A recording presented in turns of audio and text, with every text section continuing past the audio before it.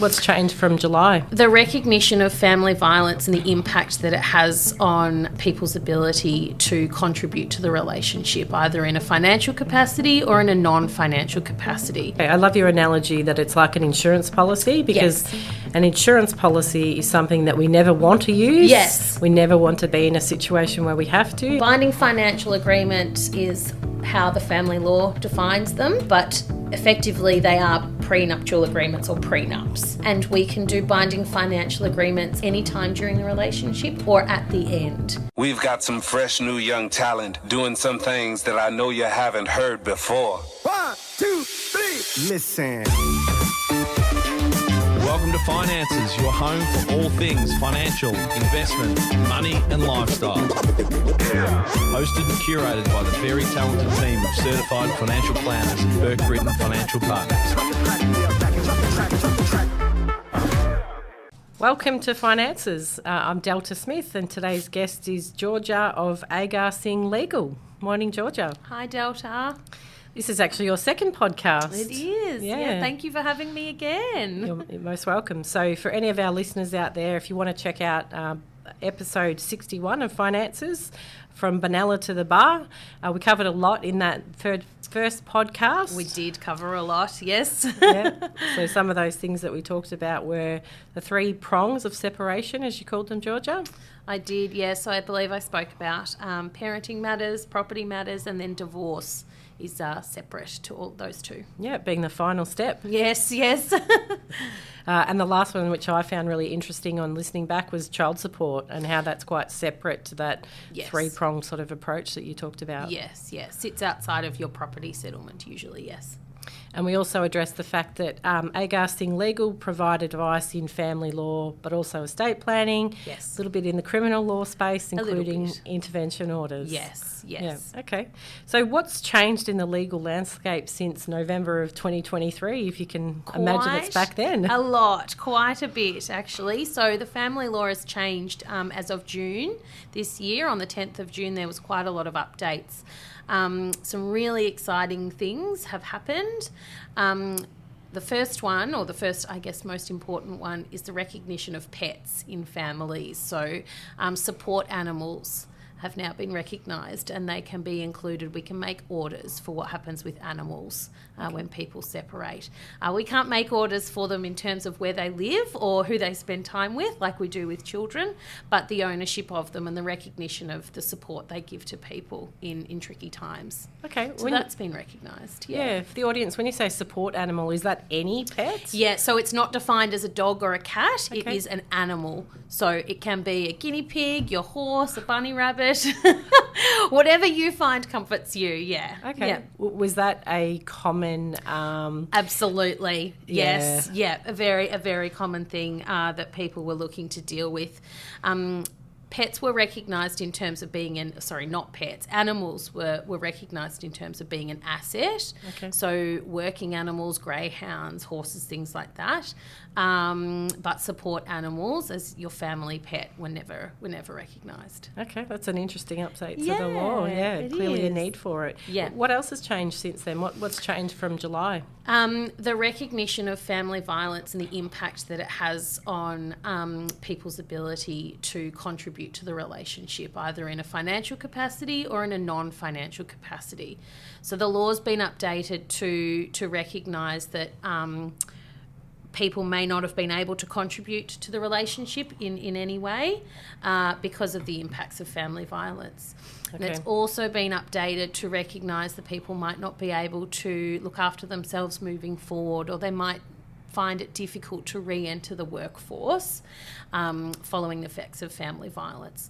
So those two things have been, I guess, codified or put in the legislation to look at both during the relationship and what might happen afterwards. Because of family violence. That's a really positive step forward. Absolutely. What's driving that change, would you say?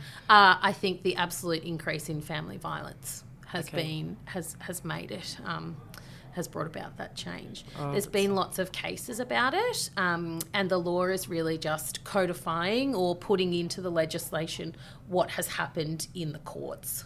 Okay, so the law is in fact catching up. We are catching the law is catching up to what's been happening on the ground. Yeah.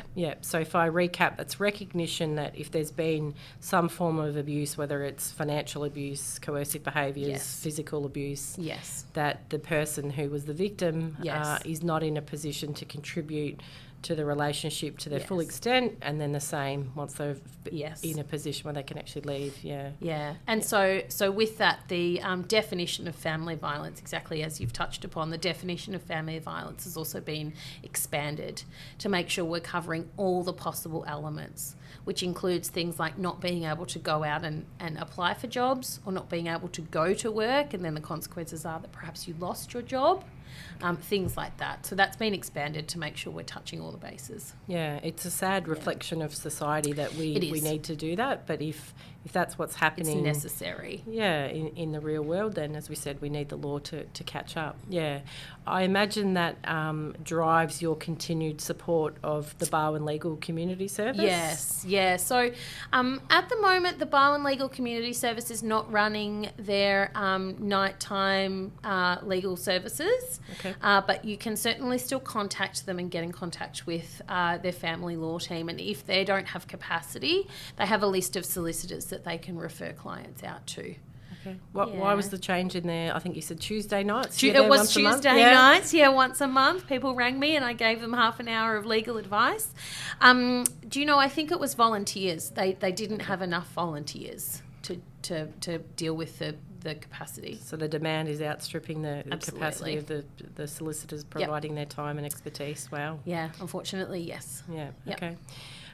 So that's a positive step forward from a legal perspective. Absolutely. What else is changing? That's about it in terms of the family law. And so what will happen is that, or what has happened is that the forms have been updated to recognise the changes.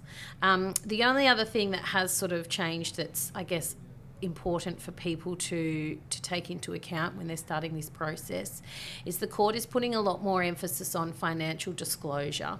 So one of the vital steps to establish the pool of assets for division between two people is that you need to give all your information over to the other side so that we can do a table and work out what there is to divide. A lot of people try to, as you can imagine, hide assets or keep things secret. So the court is putting a lot more emphasis on making sure that happens, and there'll be cost consequences if you don't. Okay, so greater controls to ensure all parties actually disclose their assets. Yes. And I imagine that would be quite prevalent where you've got domestic violence in relationships, because that's another form of control and coercion and so on. Yes, absolutely, yes. Yeah. So tell us then, moving on, what's happening with Agar Singh Legal? So Satbir Singh has joined Agar Singh Legal. We are working out of our office in Jeringhap Street. Please drop in, come and say hello. We'll be there. I've had the opportunity to run through the office, and it's in a gorgeous old building, isn't it? It is. It's a lovely building. Obviously, update to our website. Please come and have a look at our website. Reach out to us via the website. So it's us now. We've still got the other two solicitors who were working with us previously. So we've still got Madeline. She's around doing the wills and estates type work. And we've still got Ed Clark as our senior advisor available to reach out to when we need some experience. Yeah, well done, Georgia. That's some significant growth you've had in your team and your business since inception less than 2 years ago. Yeah. I think it's nearly 3 years now. Okay, yeah. Nearly 3 years, yeah. Well, congrats. Thank you. There was something else I wanted to chat to you about today that we didn't touch on in our last podcast, and that was binding financial agreements, to give our audience a bit of an idea of what a binding financial agreement might be. Absolutely. So binding financial agreement is how the family law defines them, but effectively they are prenuptial agreements or prenups. And we can do binding financial agreements either at the start of a relationship, during a relationship, so any time during the relationship, or at the end. And married couples or de facto couples can take advantage of binding financial agreements. Okay, so the name prenup is not really reflective of the instrument. No. And again, Georgia, what would be a common scenario where a family might decide that a binding financial agreement is appropriate for them? So a binding financial agreement sits in some ways outside of the legislation, outside of the family law, and it doesn't go through the normal court processes. In fact, it doesn't go to court at all. So both parties need to be legally represented. So if you think about it like a straight commercial contract where you are contracting to be able to do something, and in this case it's to deal with assets following the separation or the breakdown of your relationship. And because it sits outside of the court, it doesn't go to court, it doesn't need the court's approval, it doesn't require a judge to look over it and say that that's okay. People have the ability to write into the contract or write into the binding financial agreement anything really that they want to or anything that they can agree to. So, for example, people might write things like, each year we stay together, you receive an extra $1,000 at the end. Okay, so would that be used in a scenario where perhaps there's inequity in sort of financial assets that might have been brought to the relationship? Is it commonly used in blended family scenarios? Absolutely, yes. So if people have particular assets that they're very, very fond of, that they want to retain at the end, and they don't want their spouse to have any claim on that asset, or they don't want it to be sold. For example, if they have their grandmother's house and they want to keep that and they don't want to have to mortgage it for whatever reason.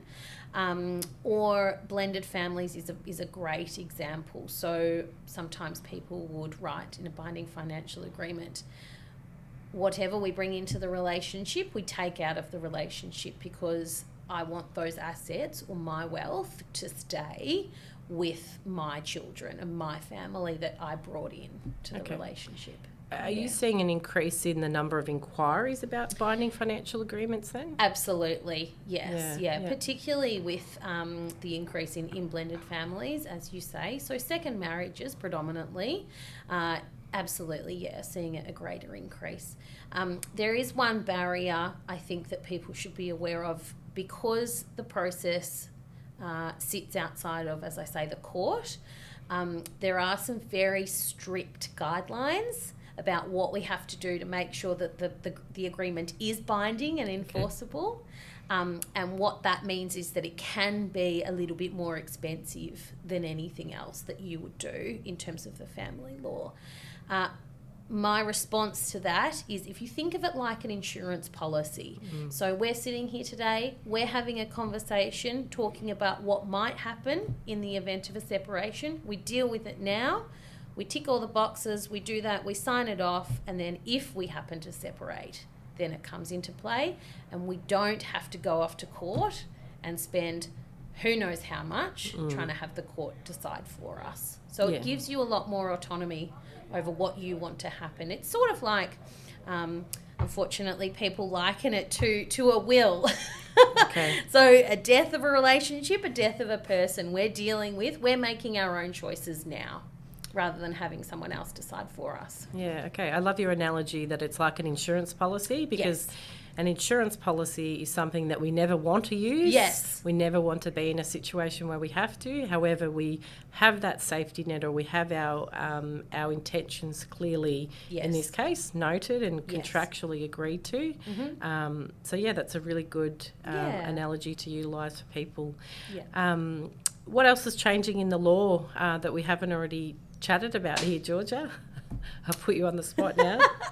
What else is changing in the law, Delta? I'm not sure. What common themes are you seeing with separation? Because I think one of the things that we've talked about off recording is around grey divorce in particular. Yeah, absolutely. So that is happening. I'm certainly seeing more and more of that. And actually, you've just reminded me there have been some changes in relation to divorces and the requirement for appearances in court. So I think there is only about 2 scenarios now where people are required to come to court and talk about their divorce. So most of the time it's a form that you fill out and you say, yes, we'd both like to get divorced. You post it off. The court reads it and makes the divorce order. Okay, so there's now a new set of circumstances that would indicate when someone actually had to be attendance. Yeah, okay. So previously there was lots of circumstances, so most people had to attend court, and now it's been flipped to, as long as you fill out the form correctly, there's really no reason why you should have to come to court. Okay, I imagine that frees up a lot of court time and Absolutely. removes what would have probably been quite a daunting barrier for most people in fronting up to court, you know, to ratify that divorce. Yeah. So that's been a positive change as well. I think there's been quite a lot of positive changes in the family law recently to try and, as you say, reflect what's been happening in society. Yeah, okay. Now, we've touched on binding financial agreements, and in doing so you also mentioned sort of estate planning. Again, for the audience, could you maybe give us an idea of how does a binding financial agreement work or complement, say, estate planning, and what your will might specify? So, if a person were to pass away in a relationship, or I should say post-relationship, but pre-settlement or pre-property settlement, so before any final orders are made, a person's estate is actually able to continue on the family law claim or the family law proceeding instead of the deceased person, so in the standing of the deceased person. So that would be the executor, just for the audience? Yeah, yes. The executor would step in their role and resume the place of the person who's now passed? Correct, yep. Okay. Yes. So when we deal with binding financial agreements, we often deal with your will as well, and we strongly recommend that we deal with that as well, because one does not survive the passing, the death of somebody. So we like to make sure we're dealing with everything, both while you're alive in your binding financial agreement and after you pass away via your will, to make sure that your assets pass where you would like them to go.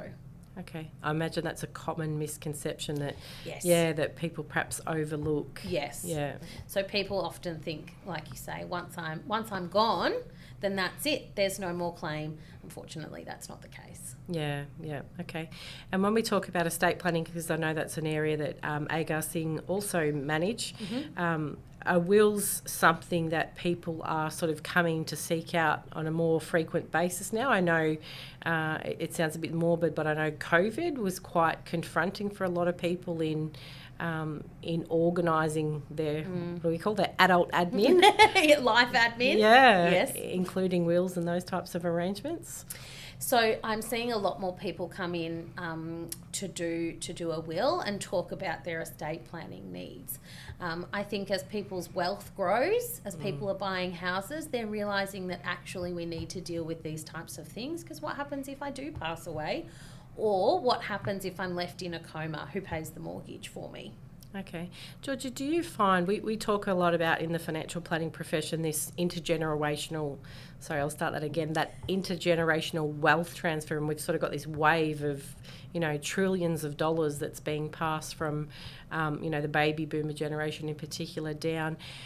Where in an estate planning context, are you seeing families have these conversations jointly so that you can have really good discussions around, in particular certain assets?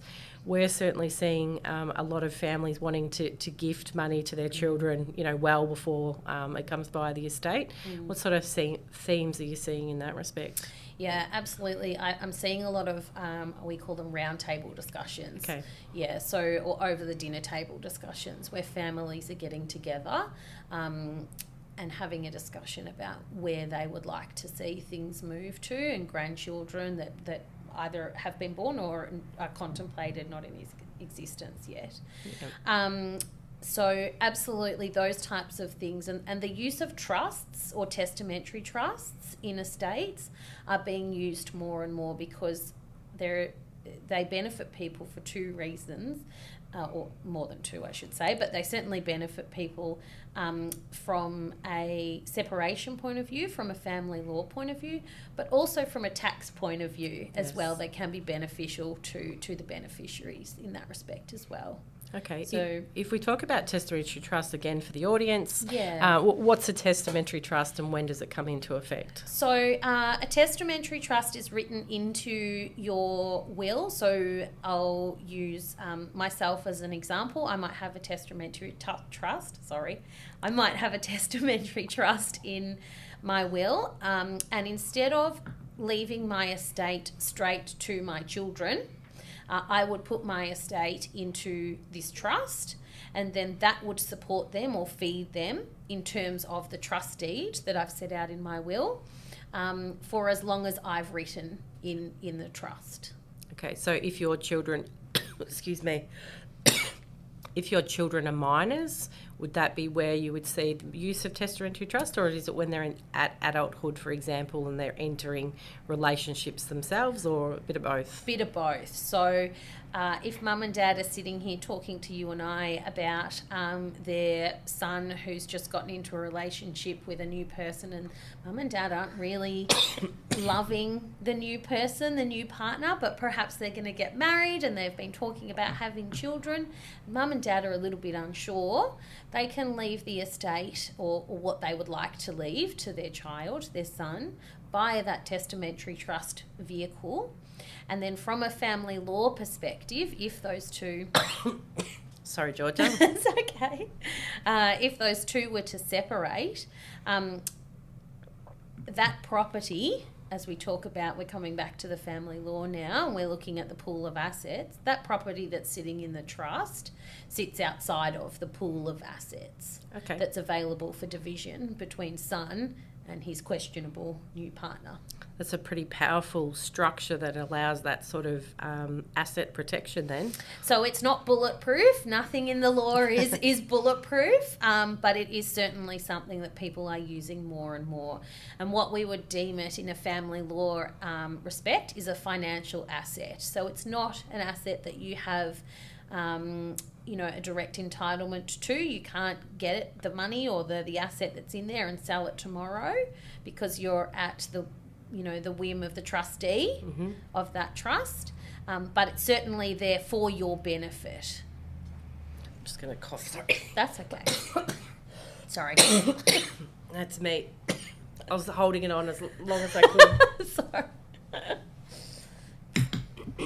That makes sense. I thought I was talking a lot then. No, it's good. Okay. So, Georgia, you mentioned that trust as being a financial asset. Is a financial asset or a financial resource? Is there a distinction? There is a distinction, yes. So in our pool of assets to be divided between two separating people, we have our assets, we have our liabilities, then we have our superannuation, of each of them. And then we have what we call financial resources, which are not assets or not assets that you have a direct entitlement to, or not assets that you can control and sell and have the direct benefit of, but that you have some entitlement to and that may feed you in terms of, or may support you financially moving forward. Would that include things like, we talked about testamentary trusts, Yes. but also things like regular family trusts? Yes. If you're a shareholder of a company with Absolutely. those types of... all of those types of things, yeah. So if we think about it as something that's not in your personal name, so it's not in my name, but I can have the benefit of that thing. So exactly, a company where I might be a director or a shareholder of, that's not my asset, but I have the controlling power of that, yes. Okay, so again, just for the audience, if we were to recap, a testamentary trust comes into play when the testator, I believe Yes, is that's the correct. word, once they pass, and that effectively puts a barrier or a trust in place for their assets for the provision of their children. Yes. And then that provides some barrier of protection if that child would then have a relationship breakdown, Yes. that wouldn't automatically be an asset in the Yes. marital pool. Okay. Yes. Yeah. And There's also some which I'm not a financial advisor, so I can't speak to, but what I do know is there's also some tax benefits to the income that is generated from that trust. Yeah, so perhaps just to that point, when we talk about those tax benefits, if we look at the potential generation that is inheriting those proceeds, they might be at a peak of their career and their working life. So, you would anticipate that their income would also be reflective of that. So having some flexibility around the trust making income distributions, which obviously impact a person's taxable implications, again provides another mechanism to best manage that legacy that kindly mum and dad have provided for those adult children. Exactly. Yeah. So pretty powerful tools, and depending on the wealth of the clients and the family, in fact, not just the clients that are sitting in front of me, but often I ask fairly intrusive questions that sometimes people get a bit, don't really like and get uncomfortable. But from my point of view, I need to get a really good understanding of your whole entire family picture or your situation before I can give you the best advice. And so I will be asking things about your parents and where you think you may inherit from, and the age of your parents and the health of your parents or any other person that's provided for you in your lifetime. Yeah, that's very relatable, Georgia. Yeah.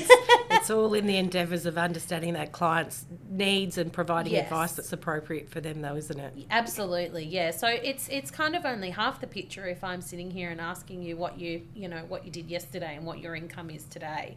That's not everything I need. Yeah, it doesn't give you enough information to provide the appropriate structures and advice. Yes. Yeah. So we've talked about testamentary trust, and when we talk about that sort of wealth transfer, what about other types of trust where we talk about that round table conversation that families might be having? Is that becoming more common, the use of other sorts of vehicles from a succession planning perspective? And given you were, raised in Benalla, a farming community, does that extend especially into maybe some farming families? Yeah, I think people who are, or families who generally have family-run businesses, I think a key demographic for having these types of discussions, because mum and dad may have created a business, they've spent their whole life working in their business, and they've done that to be able to give to their children so their children can continue to run it and benefit from it. So those, I think, are the types of families that are having these discussions,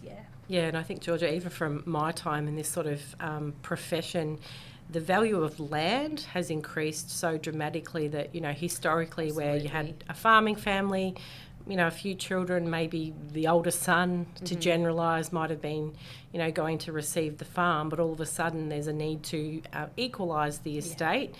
So when should families be having these types of discussions around the estate planning and the succession planning? My advice is always as early as possible. I think it's not a one-time discussion. I think it's a constant, regular, ongoing discussion where we might sit down and we might have one, I guess, overall global discussion about what we want to happen and how we see it passing, but it's a movable feast. It's not definite. It's not a one and done. And particularly when I say when new partners come on board or new partners get involved, that's when we circle back to those binding financial agreements, so that partners might say to their spouses, my parents have this business that they want to keep within the family, and so we can talk about how we would divide our assets if we were to separate, but this particular business needs to stay with me and I don't want to have to sell it. And so that's where we would be looking at the binding financial agreement, so that we don't have to go off to the court and let the court decide, because the court has absolute discretion to do what it thinks is just and equitable, and that can include selling businesses, selling houses, selling bits and pieces that it needs to make sure that cash adjustment is correct. It could really unravel a family's succession plans. Absolutely. Yeah, that have been in place for many years. Yes. And that's a great example. And in that example, Georgia, would that binding financial agreement be put in place at the time the relationship commences, for example, or at the time that the person inherits or as an entitlement to the assets of the family? again, we can do a binding financial agreement at any point during the relationship, but again, my advice is always as early as possible is best. Yeah, okay. So you touched on coming back to or circling back to those conversations on a regular basis. So any of our clients that are listening, you'll know we're a bit of a squeaky wheel when we always, ask you at every review, has anything changed in your family relationships Absolutely. and your dynamics? Are the people that you've selected as your executors still appropriate? So, we will continue to be the squeaky wheel in that respect to make sure everything is in order. Yes. So, Georgia, let's change tact a little bit. Let's talk a little bit more about your charitable work. We've touched on Barwon Legal, but Pass the Snacks is the other organisation locally that you support. Tell us about their work. Absolutely, I'd love to. So Pass the Snacks is a charitable registered organisation now. So any donation that you make to Pass the Snacks is tax deductible, or any donation over $2, I should say, is tax deductible, and it is coming up to tax time, Delta. So the donation details are on the website, which is Pass the Snacks. And what the organisation does is we collect food, non-perishable items from people in the community. We pack them up, and those boxes go off to children to eat during the school holidays. So it's aiming to bridge the gap between school time, when teachers have visibility over children and what they have to eat or what they don't have to eat, during the holidays, when they're away from school, they're away from the teachers, they're away from people making sure that they have things to eat. Where's the demand coming from for those support services, in the Victorian region? So at the moment, schools need to register with us so that we can provide them with the boxes of the food. So at the moment, we have got 8 schools in the region, or in the Geelong region, who we're supplying to each term. And we're supplying about 35 to 40 boxes to each school each term. Okay, so the schools then have a program in place to identify families that might need a little bit of extra support during the holiday periods. So the schools identify the families that need the food the most, and we think that's the best way. It's they know the families, they know the kids, so they should have the control over where the food goes. Yeah. That's a great charitable cause to support. Yeah. So in wrapping up today, is there anything else that you wanted to touch on, Georgia, that's happening in the legal fraternity we haven't spoken about? I don't think so. I think that's everything. Okay, and where can we find Agar Singh Legal? Agar, A-G-A-R, Singh, S-I-N-G-H, legal, legal.com.au. And we're at 45 Jerringham Street. Great, thanks for your time today, Georgia. Thanks, Delta. We hope you enjoyed today's episode. If you're keen to understand more about how financial advice could benefit you, follow us on Instagram, Facebook, and Twitter at Burke Britton FP, or Google Burke Britton Financial Partners. Check out our client reviews, testimonials, and make a time to meet one of our certified financial planners by clicking Book Now on our website. Thanks for listening. Any information contained in this podcast is of a general nature only. No account was taken as to the objectives, financial situation, or needs of any particular person. Therefore, before making any decision, listeners should consider the appropriateness of any information with regard to their particular objective, financial situation, needs, and seek independent advice from a licensed professional specific to their circumstances. All right, hit it. That translates to, don't be a moron and act on what some random person says on a podcast. Take personal responsibility, do your homework, ask questions, and speak to an actual human that knows what they're talking about before you do anything. PP Financial Solutions Proprietary Limited, trading as Burke Britton Financial Partners, are authorised representatives of AMP Financial Planning Limited, AFS, licence number 232706.